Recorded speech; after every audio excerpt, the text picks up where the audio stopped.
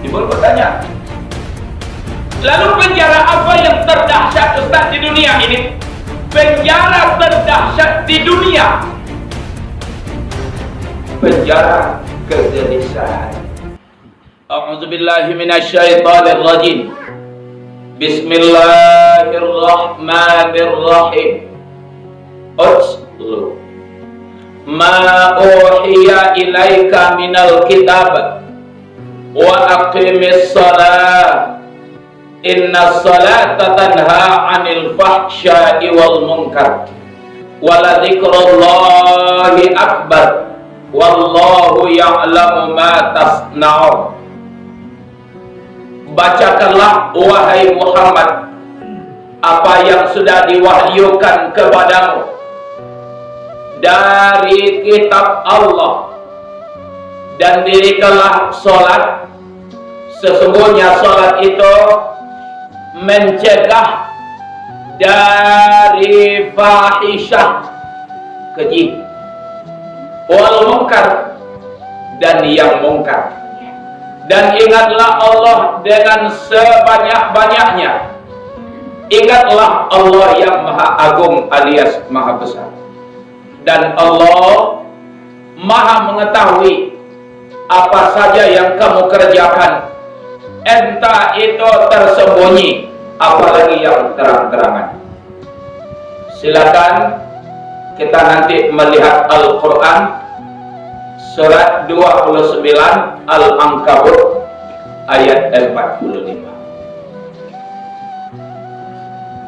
Bapak dan Ibu pengurus yang dimuliakan Allah, para remaja dan remaji harapan agama, remaja harapan agama, remaji harapan agama, remaja remaji harapan masa depan, remaja harapan remaji. Iya. Ayo lagi semangat. Sekaligus remaji itu adalah harapan remaja, remaja harapan remaji. Kalau seandainya remajanya berhasil, ada harapan remaji akan berhasil. Kalau dikala remajinya berhasil, insya Allah remaja akan bisa ditarik. Innamal wal mu'minina wal mu'minat wal qanitina wal qanitat was sadiqina was sadiqat, sampai ujung. Orang yang beriman laki-laki itu jodohnya, ayo, mukmin laki-laki itu jodohnya, orang yang jujur laki-laki itu jodohnya. Kok kita balikan baju? Orang munafik laki-laki jodohnya, musyrik laki-laki jodohnya, orang berbohong laki-laki jodohnya.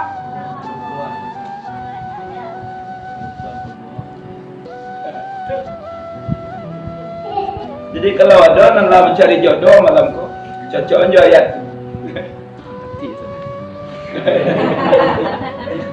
Cocok aja ayat.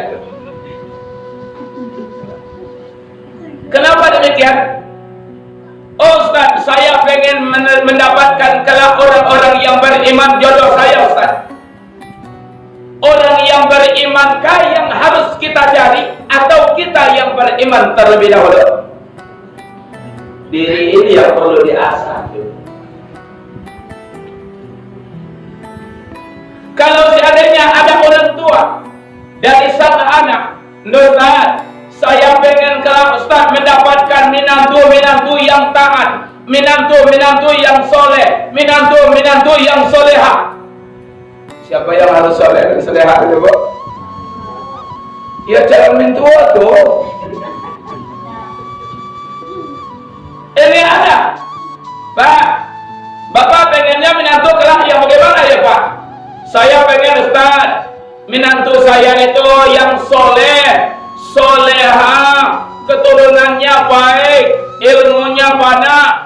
kepengnya sebanyak, gagah ia pula, cantik apalagi. Apa? Lai taat pak, lai ustad, lai sholat apa? Lai ustad 2 kali setahun.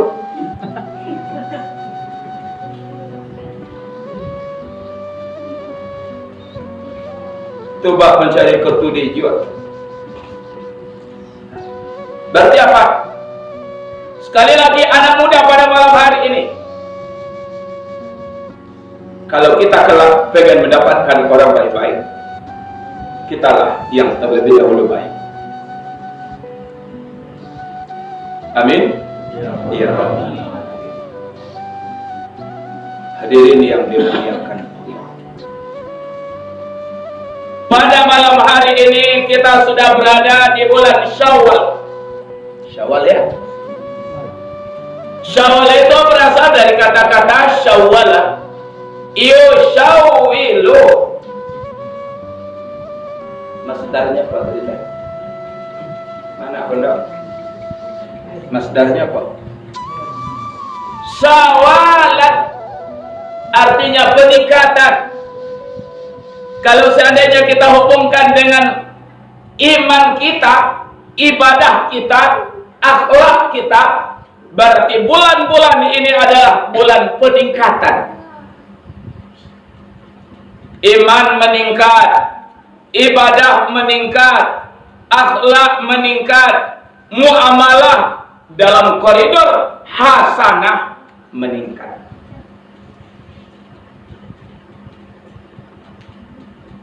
Tapi terbalik Bu, terbalik Pak. Syawal itu bercita-cita menjadi bulan peningkatan, tapi terbalik kenyataan. Bulan Ramadan kemarin musola penuh Ibu, tapi begitu berangkat Ramadan goodbye musola, sampai jumpa tahun depan. Kan terbalik. Bulan Syawal juga disebut dengan Idul Fitri, kembali kepada kesucian. Dalam rangka menjaga kesucian itu, setidak-tidaknya Bapak dan Ibu Ananda semua, ada 3 hal yang perlu kita bangun. Aku nak jawab Bapak. Ada 3 hal yang kita bangun. 1, membangun dalam diri kita warok. Anak maju indah. Warok.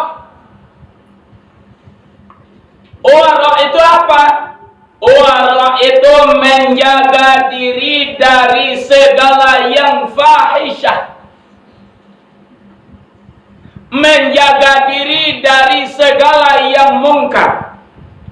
Jangankan fahisyah, jangankan mungkar, menjaga diri dari hal yang subahat.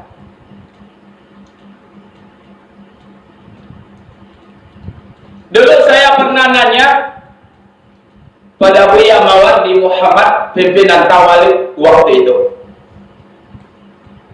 atau Buya nanti kajian dengan itu subahat. Aceh Buya tuh Ustaz. Silakan Ananda berdiri di tepi tebing yang sangat tinggi. Silakan Ananda berdiri agak setapak 2 tapak. Tebing ini ratusan meter tingginya. Kemudian kamu lihat ke bawah. Itulah yang subhan katanya.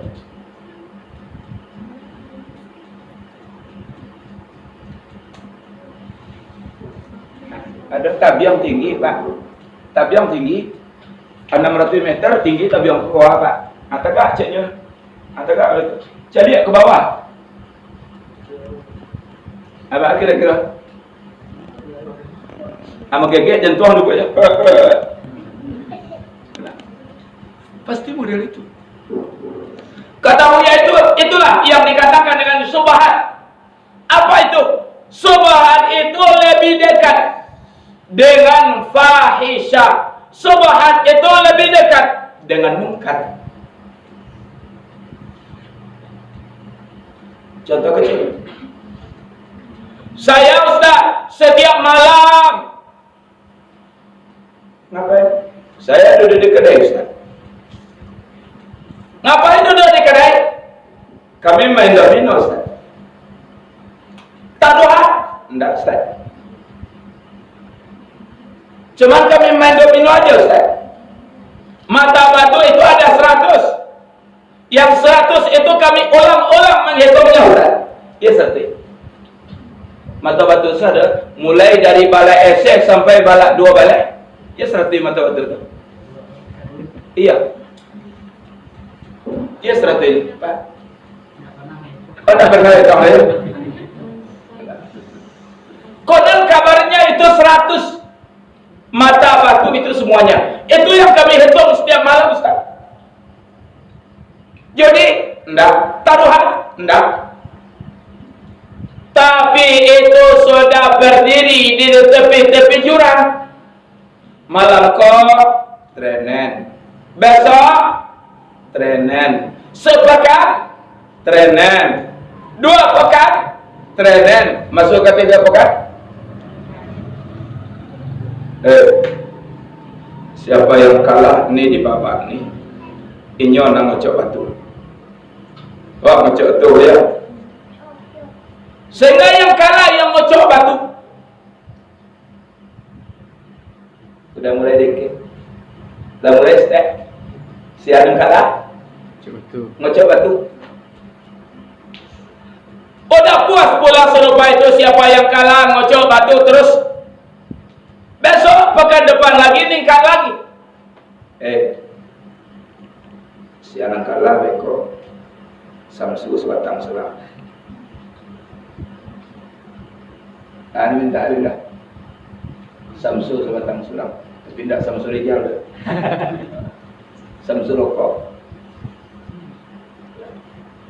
Lah udah Samsu 1 batang. Terpaksa yang 2 lagi mereka 2 batang. Kena 2 lawan kan. Udah mulai. Ternyata karena enak begitu bermain di tepi jurang. Ternyata masuk jurang juga. Berapa bahayanya itu? Kita kembali ke fitrah Ramadan. Ternyata Ramadan itu bercita-cita untuk menjaga diri kita agar terjauh dari fahisha, agar terjauh dari mungkar, agar terjauh dari yang subhat. Namanya warok.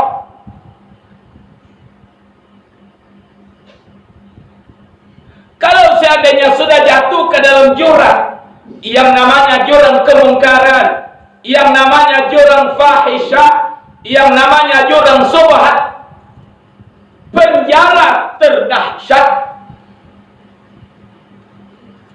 di dunia. Siapa yang tahu di mana kira-kira penjara terdahsyat di dunia? Kita tahu di mana kira-kira penjara terdahsyat di dunia? Di dunia kok luas mana Ustaz? Penjara terkenal dan terdahsyat di Indonesia. Di mana kira-kira? Nusa Kambangan. Di Nusa. Aku nak balik. Ya balik tahu kan? Balik tahu. Kalau seandainya berbicara di manakah penjara yang terdahsyat di Indonesia, pikiran kita pasti itu Nusa Kambangan, Cilacap, seberang sana. Konon kabar, kan konon kabar jadi tak? Konon kabar. Kalau seandainya narapidana yang sudah divonis lalu dihukum di Nusa Kambangan, 2 aja tempuhnya. 1, hukuman selama hidup. Selama hidup. Hidupnya dilakukan dihukum 35 tahun. berarti dia dihukum 35 tahun di sana, Pak. Atau hukuman yang kedua, hukuman mati.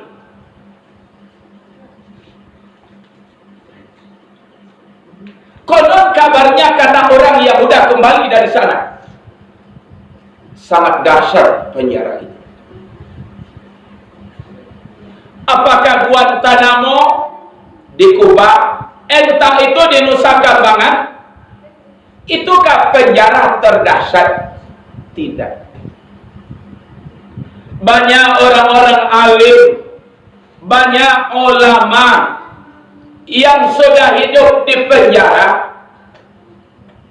Nah, ada Ibnu Taimiyah namanya, Bu, ulama terbesar di zaman Abbasiyah. Siapa? Ibnu Taimiyah hidup di penjara, dijebolkan oleh penguasa selama 16 tahun lamanya.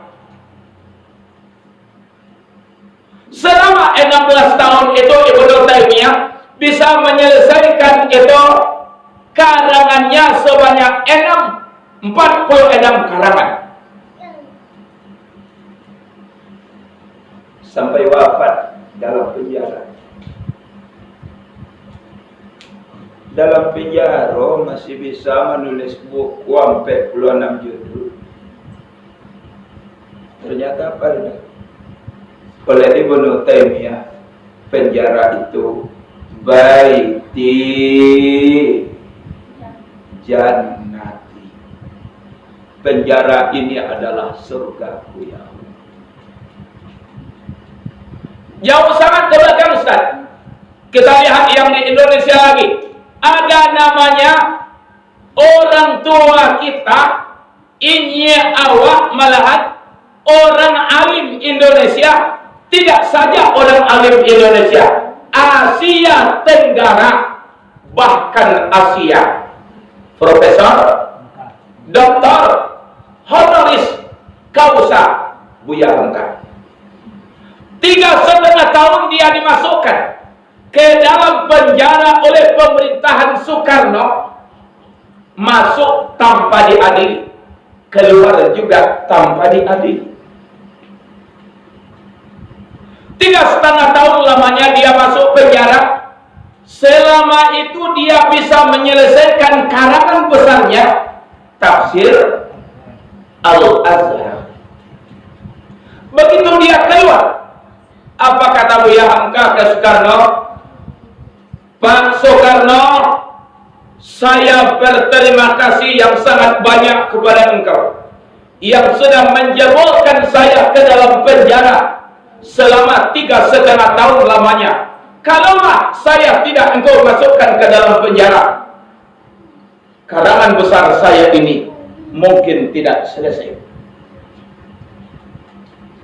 Ternyata oleh Buya Hamka, penjara itu baiti jannati.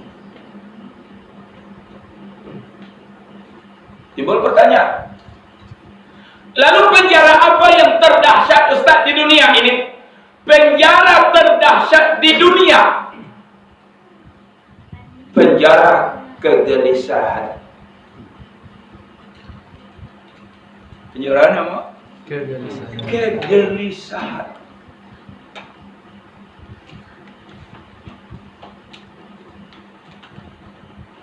Ada seorang bapak, bantuannya kusui, ditanya, "Baa keadaan kini Pak?" "Ne Ustaz, panjang kini Ustaz." "Baa itu antara Ustaz, urusan sabalik pinggang, masalah sangatlah banyak, utang sabalik pinggang. Tiap hari orang tiga orang minta utang Ustaz. Panjang kini Ustaz." "Di mana tinggal Pak?" "Di Simawang." "Di mana di Simawang Pak?" "Dake SMA."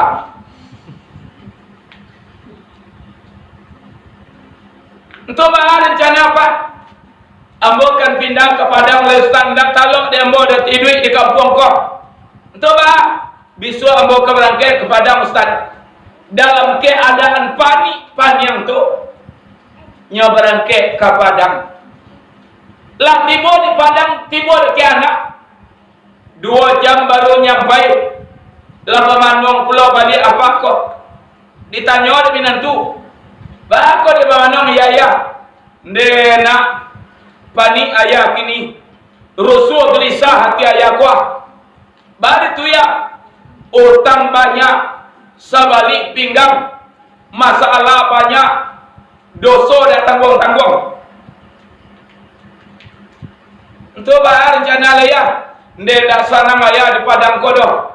Itu bahar isu ayah kabarangke kata akak kau. Di mana tu ya? Ke Jakarta. Lah barangke lo bisu ke Jakarta bu, tabang lo ke Jakarta. Tiba di Jakarta kok. Kira-kira menurut je kegelisahan ke Jakarta tu tidak. Paijonya kegelisahan tu ke Jakarta.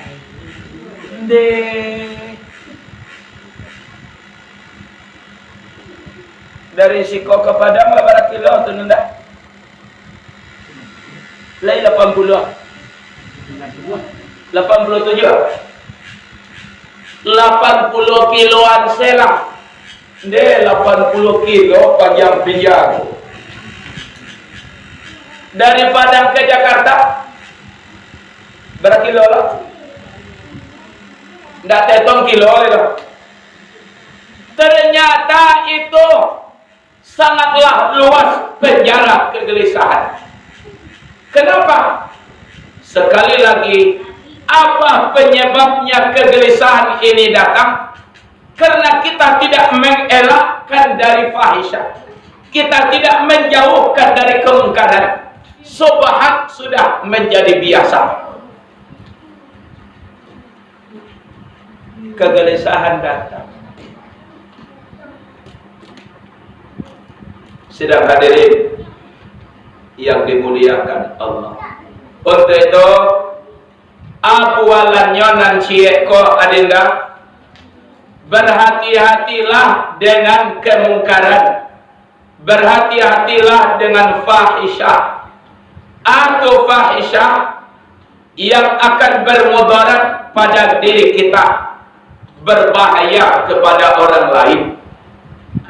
Sedangkan mungkar rusak diri kita, rusak diri kita. Walaupun rusak diri kita, akhir-akhirnya juga bisa merusak orang lain.